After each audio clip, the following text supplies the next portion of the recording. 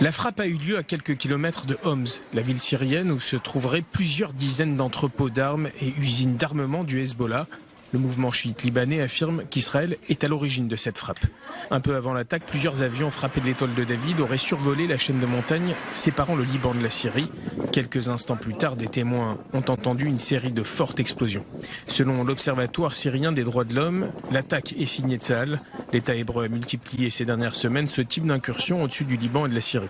L'OSDH précise également qu'il n'est pas possible pour le moment de savoir si le dépôt d'armes visé appartient au régime de Bachar el-Assad ou à son allié libanais le Hezbollah.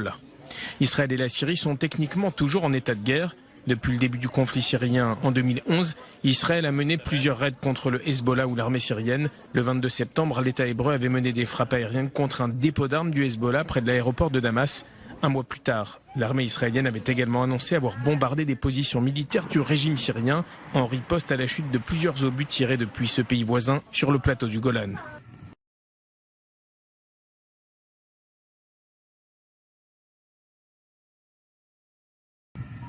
Cette fois, pas de commentaires. L'armée israélienne ni ne confirme ni infirme les informations relayées hier soir par les sites et les médias libanais et syriens selon lesquels les chasseurs israéliens ont repéré depuis le ciel libanais contre des sites d'entrepôts d'armes sophistiquées appartenant au Hezbollah à Homs, au nord de la Syrie.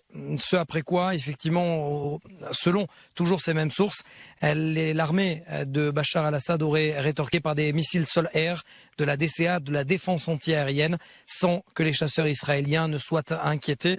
Ces derniers seraient rentrés sains et saufs donc à leur base, si tant est qu'il y ait eu opération, parce que l'armée israélienne, pour l'instant on l'a dit, ne communique pas, hormis cette phrase d'Israël Katz, le ministre des renseignements israélien, qui a déclaré qu'il y avait des lignes rouges à ne pas franchir. Israël a agi dans le passé et Israël agira dans le futur à partir du moment où le Hezbollah se dotera des armes qui peuvent changer l'équilibre des forces dans la région, comprendra qui pourra.